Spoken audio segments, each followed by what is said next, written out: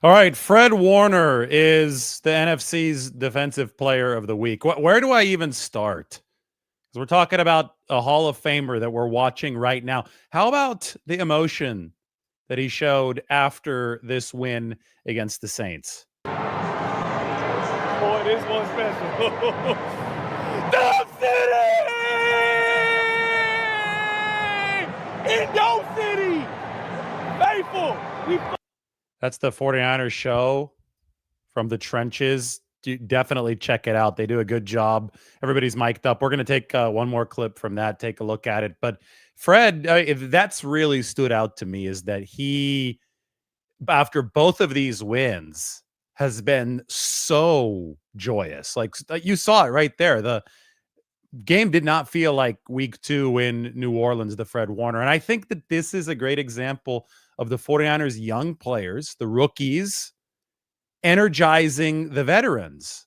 I mean, last year was such a slog for the 49ers for a number of reasons, but maybe at the very top of the list was that this team was the oldest in the league. All of a sudden, they've got the third or fourth highest percentage of rookie snaps through 2 weeks. And Fred Warner is starting alongside a couple rookies on that defense, playing alongside a few of them. And, D Winter's not a rookie, but he has a new running mate there, a new Robin to his Batman. And you can tell that Fred is loving every single step of this. You know what else he's loving? He's loving playing under Robert Saleh. Listen to this from Fred Warner in the locker room, courtesy of the 49ers today. I think just playing under Saleh, man, just gives a lot of confidence for not only me but the rest of the players, man. The level of preparation that he does week in and week out to allow us to play free and keep it black and white, no gray area. That's all you can ask for as a player, to be able to go out there and play free. So the reason that I put DPOY Fred Warner at the bottom of the screen is that he is the leader for that award right now. He is PFF's highest graded defender. Now, remember that he was the highest graded defender through 4 weeks last year as well. He broke his ankle in week 4. That was the game where he had the pick 6 against the New England Patriots. And he played the rest of the season on a fractured ankle, which should tell you a little something about Fred Warner. But the ankle did cause him to not play quite peak level beyond that point. So, I mean, he was a 95 score player before the fractured ankle, and he probably was an 82, 83 score player after it. Still one of the best in football, but he wasn't the defensive player of the year in 2024. If Fred stays healthy, which has been the vast majority of his career since the 49ers drafted him in the 3rd round out of BYU in 2018, if he stays healthy, he is by default a defensive player of the year finalist candidate. That's how good he is. Like, he's automatically in that conversation. The turnover that we saw against Alvin Kamara was a great example. Fred is now tied Patrick Willis in pass breakups, and he's passed Patrick Willis in forced fumbles. And he called his shot. This is going to be from the trenches so that the 49ers put up there. He called his shot against New Orleans and taking care of this football against Alvin Kamara. Listen to this from the mic'd up episode. I'm so close on a punch out, bro. I promise you, I'm so close on a punch out, bro. It's just I need more of a ox for him staying up. 2nd and 4. Rattler to Kamara. Look at that catch. He caught it on his shoulder pad, and then the ball comes out. No knee on the ground, Shane. Look. Nah, that's out. That's out. That's a fumble. So, I wanted to have the ball. Nah, I feel you. I'm just saying, we looking at the video. That's a fumble, twin. No knee, no. I wanted to have the ball, bro. You know what I'm saying? Just great hustle. All right, so quick little break right now. Marquez Valdez-Scantling and Jawan Jennings, those guys are very close. They joke around in the locker room. It was cool to see, like, good teammates. MBS just joined this team, but good vibe between those two guys. In the road locker room setup, they put all the position groups together in different parts of the room.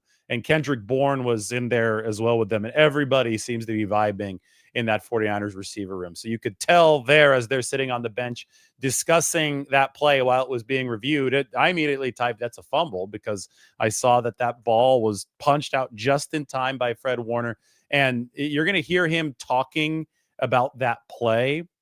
The fact that he is able to process everything as if it's happening in slow motion, to me, is absolutely insane, because just watching a game from up close, the speed of NFL football is wild. This is why most guys who come from college don't make it in the NFL. It's really hard to succeed in this league, especially for a long period of time. It simply moves too fast for most players. But for Fred Warner, it literally moves in slow motion. And I think that the play that we saw when he stripped Alvin Kamara with the ball coming off of Kamara's helmet is a great example of that. By Fred Warner too, never giving up on a play, and then coming in and being aware to be able to take a punch and knock that ball out. Let's go! This is us!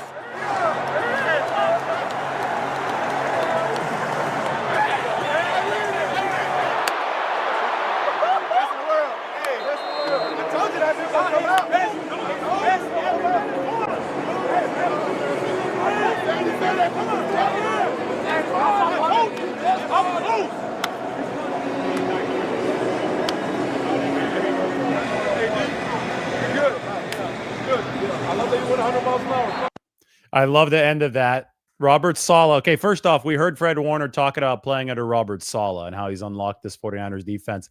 Saleh, hands-on coach on the sideline, one of the guys. He's going to talk to D. Winters about the personal foul penalty, which was a losing kind of play for the 49ers. But then Fred Warner delivered a winning kind of play against Alvin Kamara. And when Warner was talking about that takeaway today, he said that he was focused on first potentially intercepting the football if and when it would hit off of Alvin Kamara's helmet, because he saw the throw coming in high. Kamara made a great catch. It was high and behind him. He made a great catch, and he kind of lodged it against his helmet on the fly. And this is within a couple tenths of a second. Fred was able to recalculate, said, okay, I'm not intercepting this ball because he caught it. Instead, I'm going to punch it out. And if he wastes just 2/100ths of a second, Kamara's probably down. I mean, it was bang, bang. The officials were able to overturn it, but they didn't have much margin for error before that shin did hit the ground. So the fact that Warner is able to take this and play it in slow motion, even though he's playing at 150 miles per hour, we are watching greatness right now. Like this is the epitome of linebacker play. The fact that Warner is at this age, in this stage of his 49ers career, I understand that Patrick Willis didn't play the longest career, but Fred is 28, and he has now matched 2 Patrick Willis franchise records. I mean, Fred could be in his prime but look how long Bobby Wagner has played. Bobby Wagner's in his upper 30s, right? If Fred is in his prime until just like 33, that's like half a decade more of his prime. And he's already matching and passing Patrick Willis 49ers franchise records. I hope this is putting into perspective how good Fred Warner is. And I put Defensive Player of the Year up there because I think he definitely is the front runner for that award. We could also hear from Christian McCaffrey on Fred Warner. You look at the silent tape, he's somebody that brings so much energy. Obviously, he's vocal and he is such a great leader. But I think when you watch that silent tape, he stands out on every single play. How tenacious he is running to the ball. How every single time he makes a tackle, he's punching at that thing. And it's the guys that he brings with him too. You see all the guys that play beside him bring that same energy. I think that's a huge testament to him and what he brings. So glad he's on our team. So I think it's a great point. You watch the silent tape, you're not going to be influenced by just the loud noises of the crowd and you just fake speed, fake toughness. Just watch the silent tape, see the player who's exuding the most energy. And I think that Fred Warner consistently is that. And every single season he's gotten better. The only times where his play has regressed slightly, and the only time, I guess, I can't even say that in the plural, the only time was 2024 after he broke his ankle in week 4. I believe the broken ankle actually happened on the pick six against the Patriots, and it was painful for him. I still remember talking to Fred after that game saying it was tough for him to finish. Not only did he finish, he was out there the very next week. He was out there for the rest of the season, even though he had a fractured ankle. So absolute warrior. Enjoy it. You're watching a first ballot Hall of Famer right now for the 49ers. He's 28 years old, and he is doing some absolutely wild things for San Francisco. Then Fred did also talk about Brock Purdy. This is from 95.7 The Game. I got to fast forward this a little bit, so let me just open this and then pause it very quickly. We got to find the right spot. Talking about That's our friend Mark Willard talking, but I think it's right around here. Let's see. We got it. I love Purdy Purdy is the man. I love Purdy with everything in my soul, because this guy, I believe, could be the best in the game. He's shown that already in this league in 3 years of playing after being drafted last in the draft. But the things that he was doing in training camp were unreal. So I'm excited for when he does get back. But can't say enough about Mac and his resilience and just his preparedness to come in and help us win a game last week. And we'll see what happens this week and if Purdy's healthy enough to go. So here's Fred Warner. We just established his credentials over the course of the past 10 minutes. Literally saying he thinks that Brock Purdy can be the best in the game. Like, if that doesn't make your ears perk up, I don't know what will. You can praise your teammates without saying that. So anybody saying, oh, he's just saying that because he's on the same team, it's not really how it works. These guys, typically, you could read between the lines and you could see what's fake praise and what isn't. He could easily just say that Brock Purdy's a great quarterback and he loves playing with him. That was a very pointed comment from Fred Warner, saying, I truly believe that I think that Brock Purdy can be the best quarterback in the game.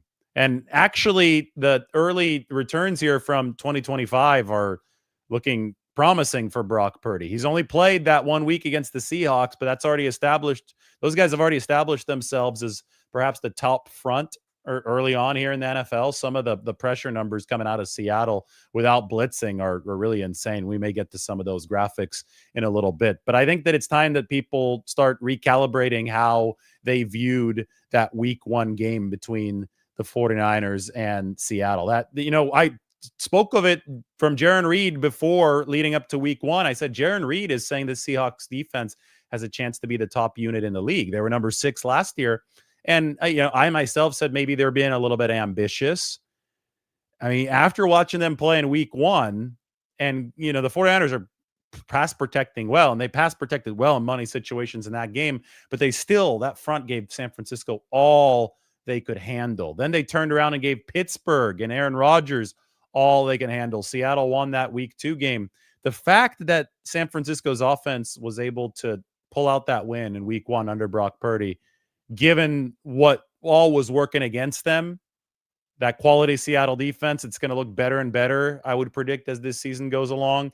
I think that Brock Purdy's credentials this season, even though he's only played that 1 game, already starting to be solidified. There's a lot of really, really good data that has come out over the past 2 days. Again, we are in the golden age of football data, which is really fun. So we play some of the content for you, which was really good. But now, as far as the golden age of data goes, we could take a look at this. I'm putting it up on the screen right now. Judah Fortgang is his name. He does a lot of this XY plotting, and I really, really like this one because it illustrates a lot about Brock Purdy and also a little bit about Mac Jones with the 49ers. So this is create and destroy rate. Create rate is going to be on the x-axis. Destroy rate is on the y-axis, and I'll explain a little bit here. Create rate is something that is possible whenever a missed block happens, whenever a quarterback has to move out of structure. How often does a quarterback deliver a positive play when he must create? Destroy rate on the y-axis, so moving up and down, it's actually inversed here. So a worse destroy rate is lower instead of higher. So you want to be in the upper right, but destroy rate happens when a pocket is clean How often does a quarterback deliver a bad throw or take a sack or do something negative out of a clean pocket? So you want to have a higher create rate. You want to do better when your blocking fails you. You want to be further to the right, and you want to be further up. You want to be a lower destroy rate. You don't want to screw up plays that are well blocked for you. So look who's the best in football after that game against the Seahawks, where the Seahawks were wreaking all kinds of havoc against the 49ers. Look who has the lowest destroy rate, which you want. It's Brock Purdy. So, he was able to play that game on equal footing with Seattle's best plays. He was able to create above average, and he was able to avoid negative plays and hold serve when the 49ers were able to block for him. And the first thing that I can remember is the Ricky Pearsall double move. That was a well-blocked play. Brock Purdy delivered. As far as the x-axis goes, I remember the Jake Tonjes touchdown. He's rolling out to his right. He's having to create on that play like Joe Montana to Dwight Clark. So the longer that Purdy can live in this upper right-hand corner, the further the 49ers will go. And I think that we know the type of quarterback he is. The reason they paid him is because he's an upper right kind of guy in a lot of these charts. Now, Mac Jones is right here. I'm circling Mac Jones's name. Mac Jones is in the bottom left. That's where you don't want to be. This is not saying that Mac played poorly on Sunday against the Saints, but it is saying that Mac is a much more limited quarterback than Brock Purdy. He destroyed some clean opportunities, like the play where we saw him fumble. That was well blocked by Colton McKivitz, but he was able to get the Mac Jones because QB didn't get rid of the ball in time. And he's creating at a below average rate. So, I mean, this is a really good XY chart. I can't wait to see how this evolves over a larger sample size, because I think it's one of those XY charts that will start to actually data-wise illustrate who is a quote-unquote system QB and who is definitely more of a creator. And Brock Purdy, ever since he entered this league in 2022 and began starting for the 49ers, he has been a creator for San Francisco. Not a content creator, but a creator of opportunities out on that football field. And I think that Judah Fortgang, thanks to him, his hashtag, well, not hashtag, his handle is throw the damn ball without an N on dam. So DAM, like a dam, like for a lake, a body of water. Throw the damn ball from Judah Fortgang. He does a great job. He takes some PFF data and he's able to deliver with it. Now, today we got to go through a lot of the 49ers news. I'm sure that you saw my big video with Brock Purdy practicing, and it looked like he was moving a little bit gingerly, as you would expect. They said 2 to 5 weeks for Brock Purdy. This would be the second week. So if he does actually play on Sunday, would mean that he comes back a week ahead of schedule. We don't know the exact nature of the injury. We don't even know if it is precisely turf toe. Turf toe is the common name instead of the very, very long name that I don't even have in front of me right now, so I won't even attempt to say it. But turf toe is the common name for the toe ligament sprain if it's on the big toe. If it's on any of the other toes, it's not technically turf toe. And Kyle Shanahan was dodgy last week about whether or not this is turf toe. So I wouldn't even assume that it is turf toe. What we do know is that the 49ers have been very, very encouraged by the imaging that's been done so far on Brock Purdy. And supposedly the pain has gone down enough to the point to where he was at least able to do something at practice today. He was still number 3 in the QB line. And I told Mike, I think this might be trending toward Brock Purdy being the 49ers' emergency third quarterback against the Cardinals on Saturday. Kyle said that this would all depend on how he progresses over the course of tomorrow and Friday. But at a certain point, you've installed most of the game plan with a certain quarterback. And as I showed you in some of those graphics, Purdy and Mac Jones are different styles of QB. Purdy's got a lot more mobility than Mac Jones. So at a certain point, it becomes much more likely that the guy who's been running the offense over the week of practice is the one who's going to get the nod. And then, of course, there's always, I think, in a situation like this, a fear of if the foot is still a little bit hurt, the turf toe or whatever it is still affecting Brock Purdy. Can he aggravate it? Can he make it worse? And I think that he's going to have to pass a lot of these questions. He's going to have to answer them in a safe way for the 49ers say, okay, you're good to go. You're good to start on Sunday. But a potential intermediary option for the 49ers is that third emergency quarterback, because this is one of the rare situations where they actually would be able to take advantage of that rule. Remember that the emergency third quarterback does not count against the game day 46-man roster, but that emergency third quarterback has to be on the 53. Brock Purdy is not on IR. He's on the 53. So theoretically, the 49ers could start Mac Jones, who's on the 53. They could elevate Adrian Martinez for the second straight week, and he would be the second quarterback. And then without taking up a roster spot, Brock Purdy could be in uniform as the 49ers emergency third. Now, the only way he could play is if both Mac Jones and Adrian Martinez exited the game with injuries. But the thing is, we've seen something just as crazy happen in the NFC Championship game a couple years ago for the 49ers, with Purdy himself being one of the two quarterbacks at the top getting hurt, and the 49ers didn't have an emergency third. I'm sure they wouldn't have minded having a Brock Purdy with a toe injury as their emergency third against Philadelphia. Could have given them a chance to win that NFC Championship game and then subsequently win the Super Bowl that year. So I know the stakes are not as high this Sunday in the home opener, but I think that Kyle Shanahan is considering Brock Purdy as emergency 3 if he doesn't improve enough to become the starter for the 49ers against the Cardinals. So a lot of things to weigh if you are the 49ers right now. I can take you guys right now, too, through some of the 49ers injury news today. They're testing out Spencer Burford's knee. They did sign Brandon Parker, former offensive tackle of the Raiders, to take that, potentially take that swing tackle spot if Spencer Burford can't go. They have Pleasance on the team, but we've only seen Austin Pleasance working at right tackle. We actually have seen Spencer Burford now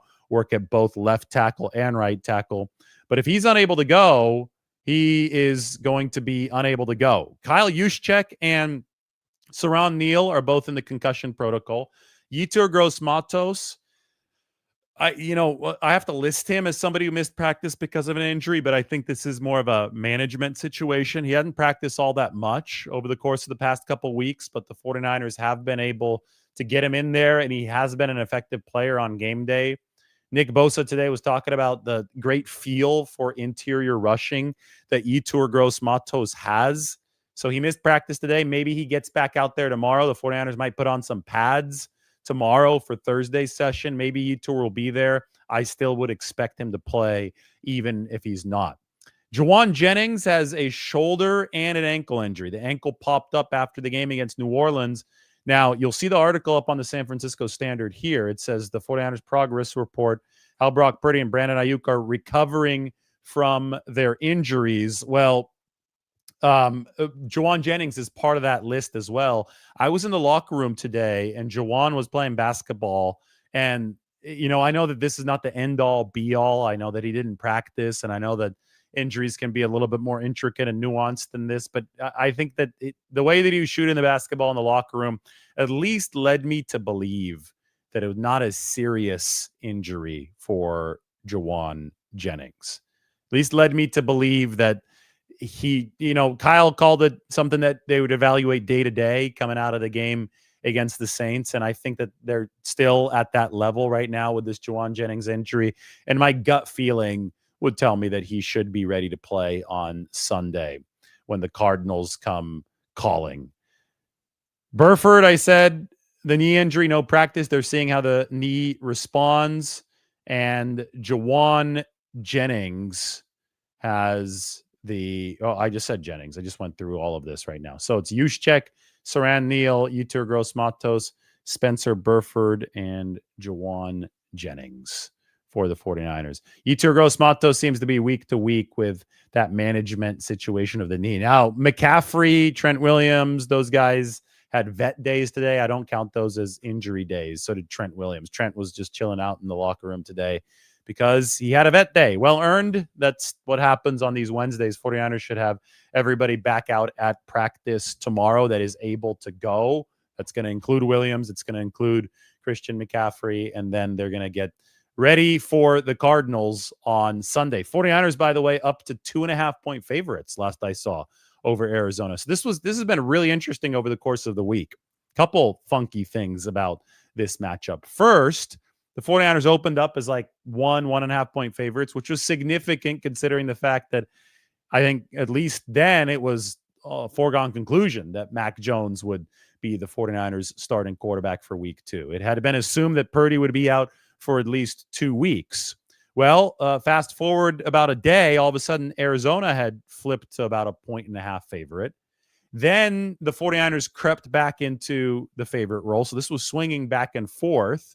And then today, Brock Purdy practiced, although in a limited fashion, but even that bolstered the betting confidence in the 49ers, 2.5-point favorites. So obviously a fairly tightly contested projection for this game. Arizona has played average defense, above average offense so far this year. The 49ers haven't been world beaters by any stretch, but they are 2-0, and they've played above average offense and defense, and they're trying to get the special teams to catch up. So on paper, fairly even matchup with, I think, the very obvious determinant here being, in terms of who's going to be the favorite, being Brock Purdy's health. As the week has gone on, and it's especially today has seemed more likely that Brock Purdy is going to be playing, then the 49ers have grown stronger as favorites. Now, for me, in my head, I think this is still very, very questionable. I think he needs to push off on that toe or whatever. Is it a big toe? Is it a smaller toe? Whatever is afflicting him, whichever toe, he needs to show that can handle the full force and weight of a cut within the game. And maybe there's no way that Brock Purdy is going to get to that point this week. Maybe the 49ers are just bluffing a little bit again. Maybe they're just running him out there a little bit gingerly so he could start working his way back in. But in my head right now, it's very questionable because of that, maybe even erring on doubtful. And by the time that this game rolls around on Sunday, we'll see exactly where this is. But I think that this has all been a great experiment and a great case study in how important Brock Purdy actually is to the 49ers. And the betting sharps, I think that they realize that. They're not like a lot of social media and the actual media that constantly undervalues this guy. This guy is very, very important to the potential outcome of this game, regardless of the fact that Mac Jones did play very well for the 49ers last week. So anyway, this is the article up on the San Francisco Standard. I want you guys to go check it out. I have linked it in the description. The progress report. I mean, this was really cool today. You guys see this? Here, we can make this bigger up on the screen. Purdy, Mac Jones throwing. Oh, there's Brandon Ayuk running. That's the fastest that we've seen Ayuk moving at practice for the 49ers. That's why it's a Purdy and Brandon Ayuk progress report. And we go into a lot here. Even this from Aaron Schatz is really, really fascinating to me. You guys see this? 49ers offensive DVOA so far. So defense adjusted value over average. Still a small sample size, so you're still careful through 2 weeks, but you start to see some trends emerge. The 49ers on first and second down ranked 25th and 20th, respectively, out of 32 teams. On third and fourth down, their offense ranks first. So, okay, the offense has been number 11 DVOA. It's been solid so far. It hasn't been great, right? They played a backup quarterback for a game. But again, 25th and 20th on first and second downs. And on third and fourth downs, the 49ers have been the top team in football, the most efficient team in football. Imagine how much better they could be if they make it easier on themselves on first and second downs. And one of the main reasons that things aren't going well on early downs for the 49ers is because they're not running the football effectively yet. They're at 3.3 yards per carry. That's near the bottom of the league. And Trent Williams explained it to us the other day, saying they're facing a lot of 5- and 6-man fronts. True. Kyle Shanahan explained it, saying they're facing a lot of 2-shell coverages, which means actually it's ironic in a way. People would think, oh, wait, 2-shell? That means they're backing off. The safety's not near the line of scrimmage. That has stopped the 49ers from getting explosive run plays. 2 safeties back, 11 yards, means that even if the ball carrier gets through a heavy front, like a 5-man front, 6-man front, the two safeties, not one of them is overcommitted, and they're sitting back there and they're able to react and tackle the 49ers running back before he breaks free for a truly explosive run. And that's why the 49ers explosive play rate right now is so much lower than, especially in the run game, than it had been over the past several seasons, the lowest of the Kyle Shanahan era. So a couple things. The 49ers, if they continue consistently passing and efficiently and consistently passing, as they've done with both Purdy and Jones, it will cause some of these fronts to loosen up. If they stay just precisely balanced as this moves on, if they stay disciplined, handing the ball off, passing the ball, keeping balance, keeping the defense on its heels as much as possible, they should also be able to get defenses out of two shell, because they're going to see some running success eventually. Christian McCaffrey, it seems to me that he's really, really close to popping off a few big ones. I mean, there were a couple shoestring tackles in the previous game against the Saints. As soon as some success happens on the ground, which is going to come out of offensive balance, and it's going to come through some good fortune, you've timed up your play call well with the play call that the defense is throwing out there, so you burn them on that. But as soon as you break a big run or two, safeties start coming down. As soon as the safety starts coming down, well, you could pass more effectively, obviously, because there's more room on the back end. But the right run play can also burn the defense even worse, because the safety is committed to the box. And if you beat him shortly after the line of scrimmage, there is much more free room to roam behind him. You're not in this two shell where the safeties can kind of create a little force field 10 or 11 yards downfield and prevent some of those explosive plays. Anyway, all of that is a very complicated way of saying the 49ers need to do some of that to and just stay the course, keep on establishing balance offensively on first and second down. That's what they need to do to improve the early down DVOA efficiency, so that way they're not just reliant on their QBs playing Superman on third down, which is what has happened so far in this season. Also, another 49ers roster move, as you could see here, and this is the video from earlier today, so make sure you go check that out. I embedded it up on the San Francisco Standard. But another 49ers roster move, they've placed Ben Barch on injured reserve with a high ankle sprain. So that means that Connor Colby is going to start for this football team on Sunday against Arizona. Now, the Cardinals are dealing with real injury issues of their own, and we're going to get deeper into this matchup as the week progresses. But the secondary, they already had 2 season enders before the season even started, and now more problems for the Cardinals. Will Johnson, starting left cornerback, did not practice today. Max Melton, the starting right cornerback, came back from an injury to practice today, but can't say that he's fully healthy until we see the injury report coming up a little bit later this season. And they put their nickelback, Garrett Williams, on injured reserve. So, they already lost 2 DBs over the course of the offseason training camp. Now they're facing a situation where they might lose 2 more this week. And they also lost guys over the past weekend when they beat the Carolina Panthers. So this is a really interesting Arizona defense, because they do a ton of crazy stuff under Jonathan Gannon, their head coach, former DC of the Eagles. He bolstered the front. They've got some veterans up there. Dalvin Tomlinson on the inside. Josh Sweat is rushing the edge for the Cardinals now. But if they don't have what they need on the secondary, there's obviously going to be spots that the 49ers can expose and attack in this game, regardless of whether or not it is Mac Jones or Brock Purdy as the starting quarterback. So keep your eyes on all that for the Cardinals entering what should be a big divisional matchup. All right, my turn to take some questions. I'm heading into the comment section. Shannon says Salah's incredible in how he elevates the players, brings out the best in them. I mean, yeah, we've seen a masterclass so far in coaching for Robert Saleh. Blitz rate is up 8 or 9% for the 49ers. It was really low last year. It was like 17. It's up to about 25, 26% this year for San Francisco. They played 20% cover 1 this past game, which is a man coverage against the Saints. They still played like 38% cover 3, but they're not running cover 3 70% of the time like they did early in Saleh's first tenure with the 49ers. Why doesn't Kalia Davis get the credit he deserves? I talk about him. I'll give him some credit right now. He had a huge tackle for loss in the fourth quarter of that game.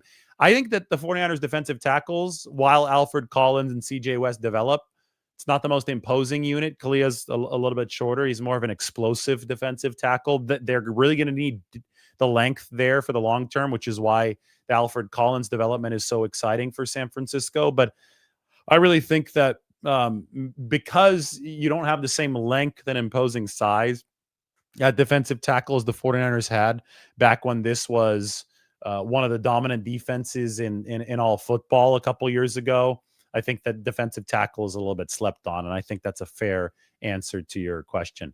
Mike asking Kalia extension. Well, if he could prove that he could stay healthy, and we still need, I think, a few more games of data to assert that, then sure, you could start talking about it early if you're the 49ers and if Kalia Davis is interested.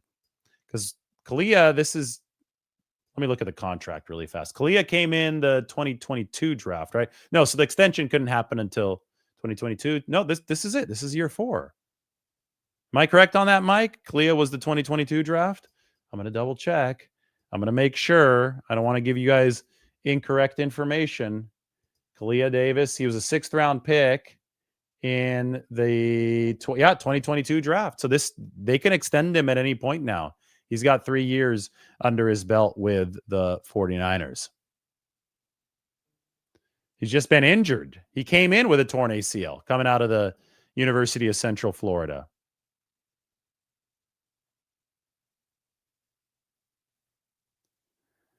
Does it concern me how banged up the 49ers are this early in the season? I mean, they're injured. I think you're in football, you expect injuries. It's football, and you're always concerned if guys are down just because you want them to be healthy. I don't think the 49ers are actually that overly banged up. They had a full stocked roster week 1 when it came to the guys on the active roster of practice. And then week 1, I mean, the game took a toll because it was a division game against the Seattle Seahawks. And unfortunately, they lost 2 really important positions in Brock Purdy and George Kittle, which is always room for concern, but it's not room to panic and freak out. They still have a generally healthy roster, and they have depth, and they're cultivating more of it as week 3 approaches.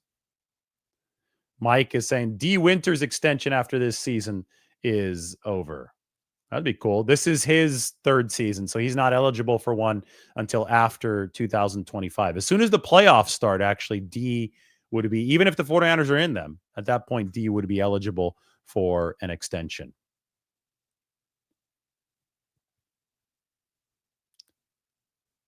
Yeah, Burrow and Purdy are different situations. Burrow did tear the ligaments, and he needs surgery. It's a much more intense tear. It's grade 3, I think they would say, with that toe injury. And Brock Purdy obviously is not that severe. Burrow couldn't really walk after. At 8:15, I'm going to be joining Polymax Particles. Paul McCaffrey used to host for KMBR. He's got a nice YouTube show. So type in Polymax Particles as soon as I sign off here, and we will be continuing this discussion from this studio, except that I'm going to be on somebody else's show. So this is going to wrap up here in a couple minutes. I'm going to ask a couple more questions and then join me over on Polymax Particles. So check us out over there. This studio can perform for any show. It doesn't just have to be here. This is, I guess, the Lombardi Lounge technically, but we'll be over on Polymax Particles here in a couple minutes.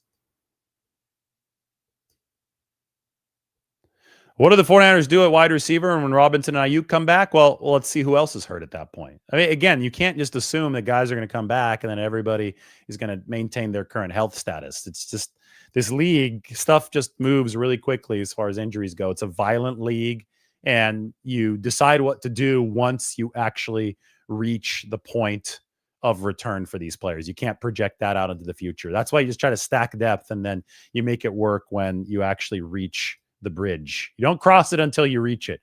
It's a good problem to have, as Mike said. Patrick Willis did have a turf toe that I think it wasn't just that pushed him into retirement. I think it was that combined with the fact that Jim Harbaugh left and that team was falling apart. So he probably deemed that it wasn't worth it to try to continue pushing through that pain. But yes, the turf toe for Patrick Willis at the end of his career was very, very tough. I mean, these guys are exerting a lot of force on the ligaments in those feet. Muscular guys moving very quickly. There's a lot of force, and especially if you're dealing with artificial turf, that's where turf toe comes from, could turn into a situation where you do some damage. All right, everybody, join me over on Poly Max Particles. I'm going to be hopping over there. I'll be over there in probably just a few seconds. So thanks for joining. We will talk to you very soon. Hit that sub button.